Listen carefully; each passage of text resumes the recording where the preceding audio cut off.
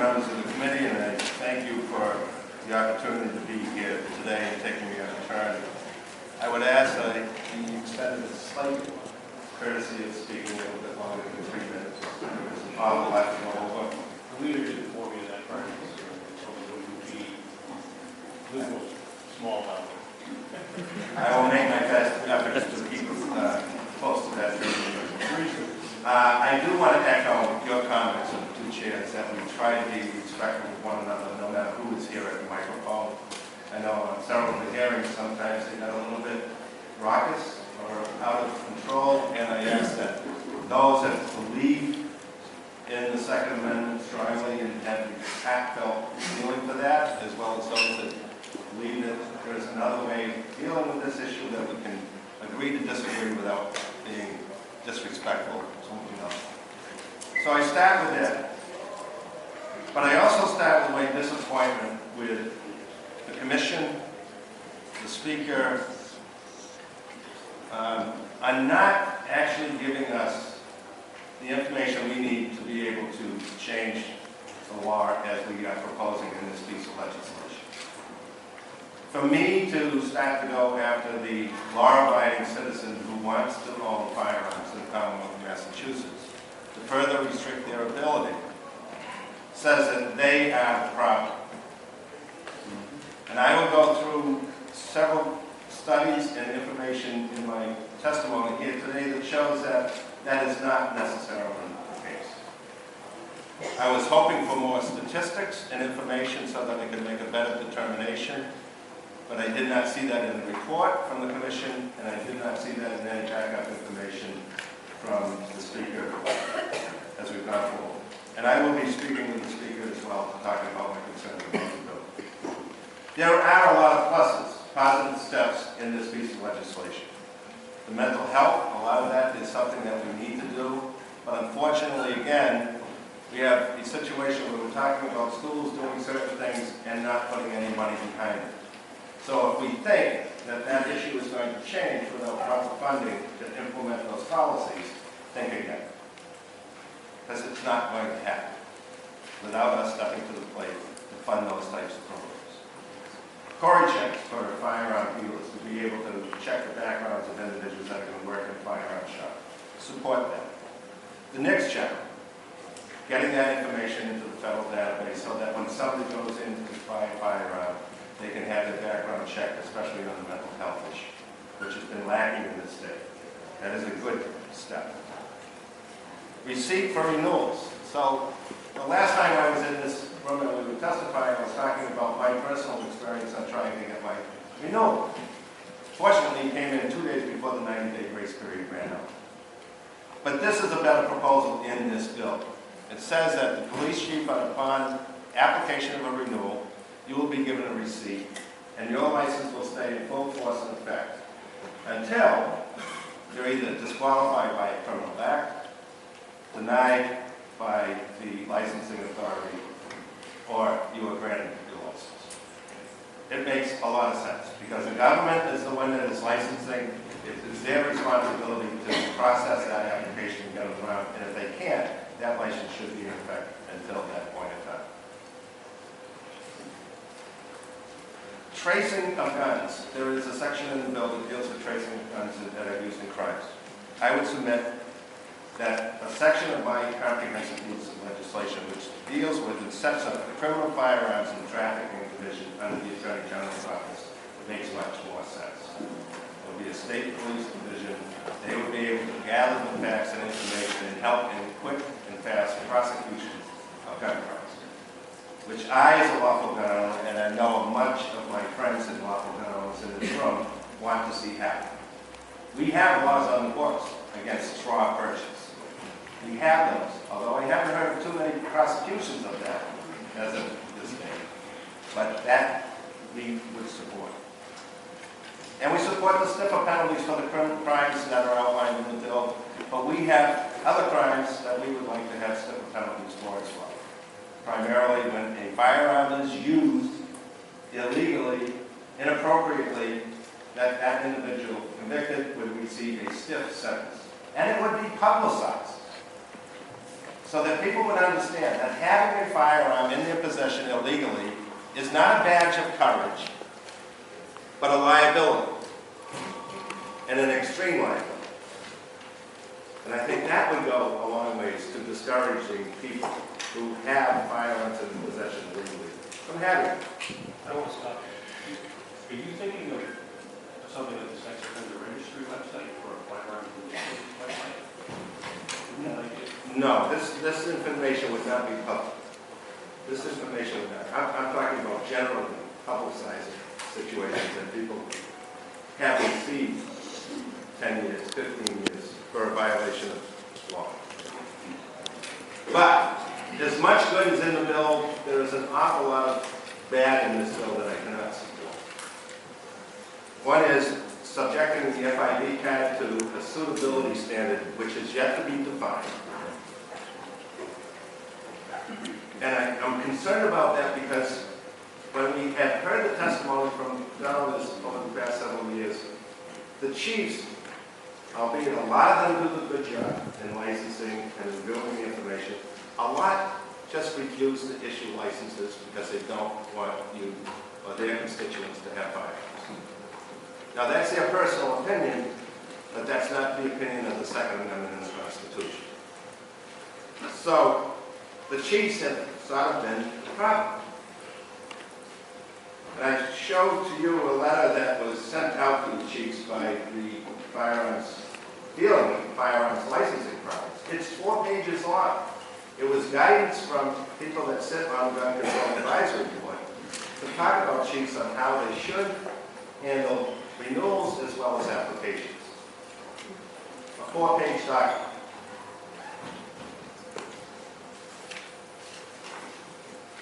I want a standard that is defined in the law, and I would also, as I said in my testimony the last day that I was here, that I don't have a problem with the chiefs having discretion if they notify the individual that why they were denied in writing and how that individual may appeal that decision, and it would be the burden of the chief to provide the evidence that that individual is not suitable or should be a prohibited person. If we, the government, are going to take something away from an individual that is written down in the Constitution, it should be, the burden is on the government to prove that you are not suitable. The second piece that concerns me is the private sales and taking them to a federal firearms license here. Now, I heard the Attorney General and I believe the Treasurer talking about all these unrecorded or the gun sale loophole or this loophole or that loophole. The fact of the matter is, I, as a licensed gun owner, can sell 4 of my guns in a calendar year. 4. That's all I'm allowed to do under the law. And I have to fill out this form, the FA-10 form. And I can do it 2 ways. I can get it from a local police station, or I can go online to public safety and fill it out online so they have that information immediately. Now, first of all I have to be licensed to have the firearm in my possession. Second of all the information of that firearm, make, model, lever action, semi-automatic, handgun, caliber, magazine capacity, all that information has to be on this form. Serial number.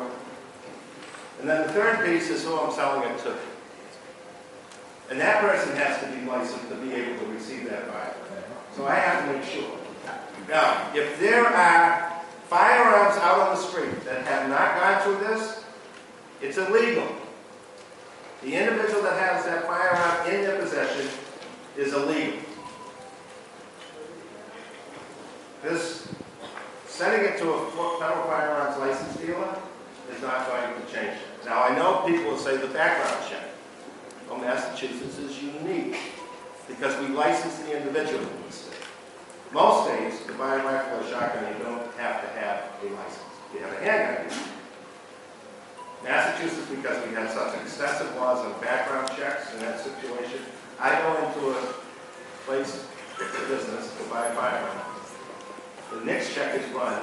Most times it does not come back immediately. Like television shows, it's right back there. It doesn't happen.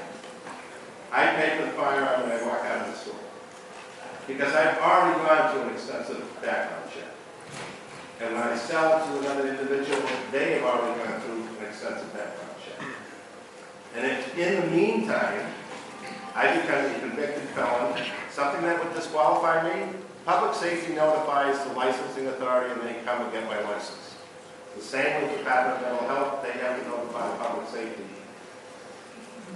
And my license would be suspended or confiscated at that point, and firearms as well. So that's the protection. But the guns that are out on the street that haven't gone through this FA-10 form, the guns aren't illegal, unless the certain law is in space. But the individual that might have it in their possession, yes, they are in violation of the law. Again, suitability standards. Who's going to define it? We know how it's spelled out in the law, but I want some assurance of what those are. And I think that they have to be in the final version of the law, at a minimum, to say, this is, if you have violated this crime, if you've been convicted, you are not a suitable person to have a firearm in Massachusetts.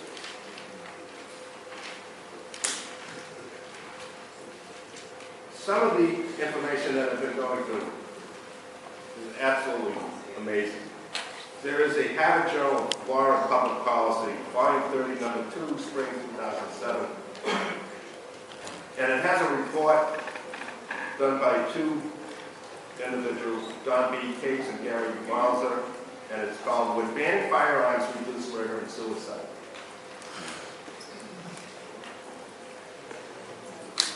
And the conclusion, I think, to it at the very end of my speech, testimony. But the fact is, more guns does not equal more death or violence in our streets.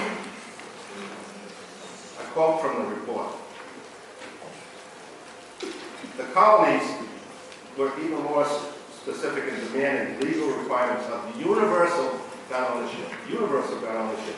And under those laws, virtually all colonists and every household were required to own guns. Depending on the colony's law, male youths were deemed of military age at 16, 17, and 18, and every military age man except for the mentally ill, I don't use the term that they use, the mentally ill, infirm, and criminals had to possess firearms. So every male 16 years old had to have a firearm, unless they were mentally ill, infirm, or criminals.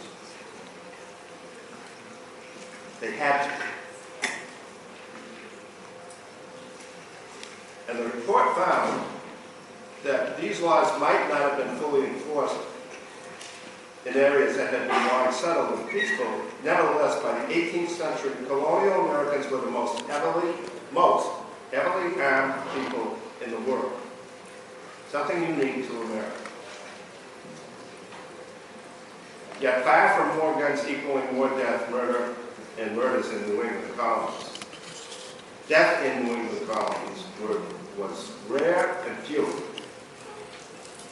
America remained very well armed, yet homicide rates remained quite low for over 200 years. Homicide in more settled areas only began rising markedly in 2 decades before the Civil War. By that time, the universal militia was inoperative, and the universality of American gun ownership had disappeared, as many people in long settled peaceful areas did not hunt and had no other need for the firearm. But the rate started to increase as the number of households went down owning firearms.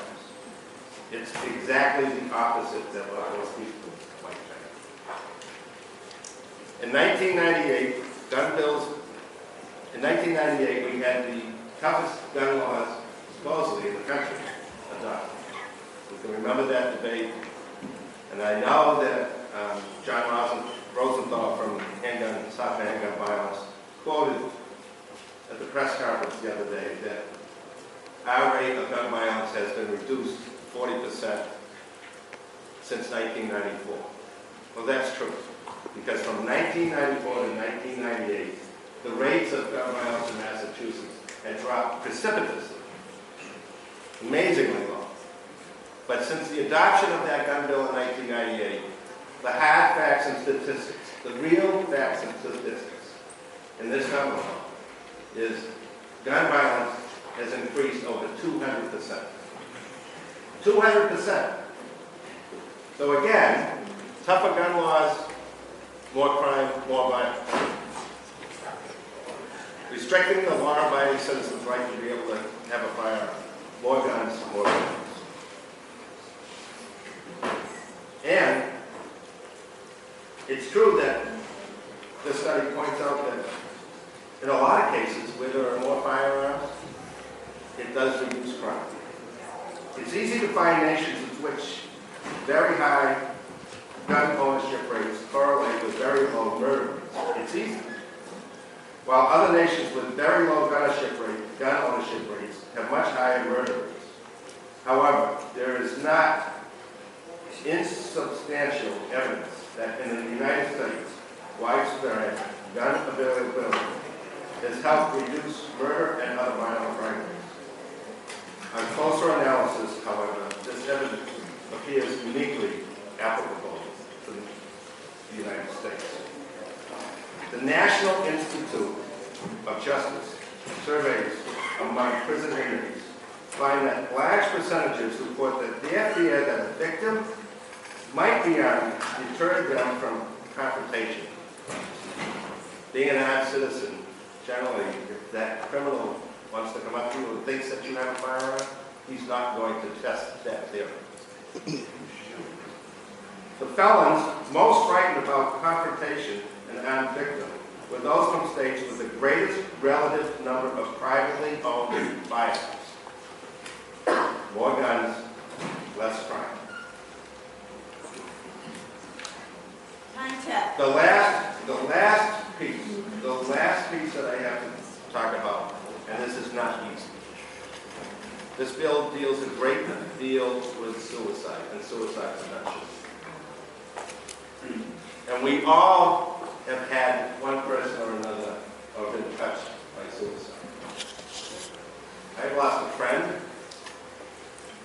I have lost a relative by suicide. Neither of them by suicide by fire. And in fact, the statistics in this state, if we're going to ask that every firearm license dealer talk about suicide and the use of guns or the purpose of guns in the home, have doctors talk about that, then we need to have people that don't mean to be pricks sell rope or automobiles, because people that die in suicide by hanging or suffocation is more than 2 times the rate of fire in this country. So we need to have that discussion. But I don't think that we can just lay the suicide rate on the fire.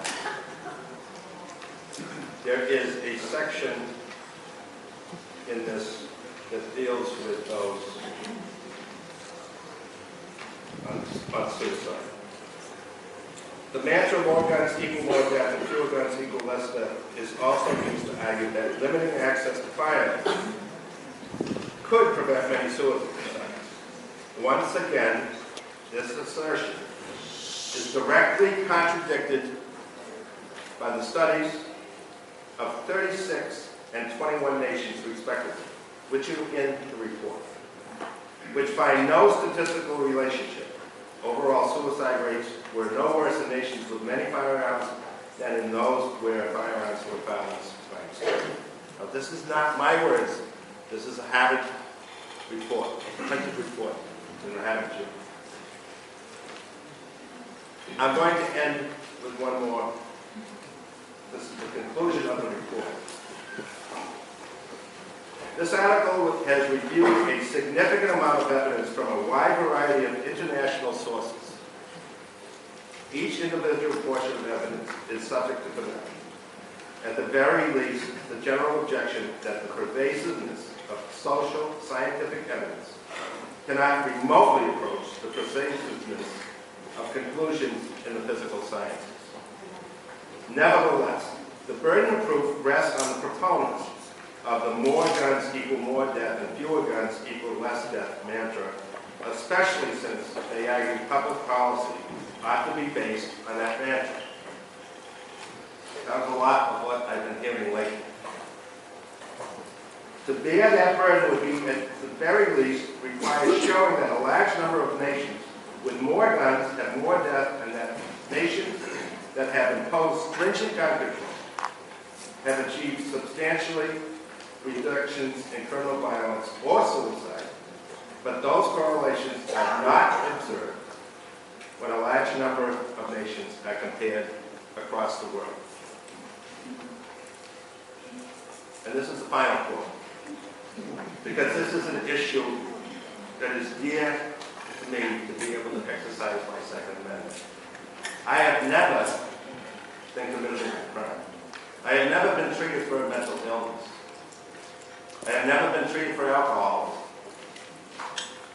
But I might, under the way this bill is proposed, be ineligible because I don't know what the suitability standards are going to be in this bill. And that cannot happen. So this quote is the final paragraph in this report. Over a decade ago, Professor Brandon Sutherland of the University of Washington undertook an extensive, statistically sophisticated study comparing areas in the United States and Canada to determine whether Canada's more restrictive policies had better contained criminal violence. When he published his result, it was with this admonition. I want people to please listen. If you are surprised by our findings, so are we. We did not begin this research with any intent to exonerate handguns. But there it is. A negative finding. To be sure, but a negative finding is nevertheless a positive contribution. It directs us where not to aim public health resources. I beg the committee to think long and hard on every aspect of this bill. And if you can show me, with evidence, statistical, and studies, that what is proposed in this piece of legislation will stop the violence in the street, I will be happy to stand with you. But to this day, I see nothing. Thank you. Thank you, Mr. Leader. Any questions from the panel?